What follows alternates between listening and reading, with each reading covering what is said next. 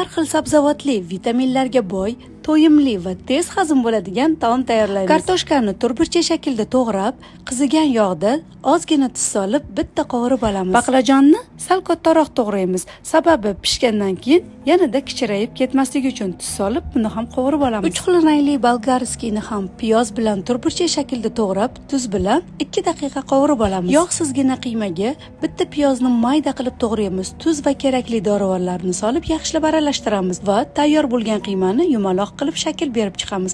Qizib turgan yog'da aylantirib qizartirib olamiz. Hamma mahsulotlarimizni qovurib oldik. Endi sous tayyorlasak ham bo'ladi. Suvga tuz, paprika va tomat pastasini solamiz. Quritilgan yalpiz bo'lsa juda o'zgacha ta'm beradi. Chesnok solib aralashtiramiz. Qovurilgan mahsulotlarni qozonga birin-ketin solamiz va ustidan tayyorlab olgan sousimizni quyamiz.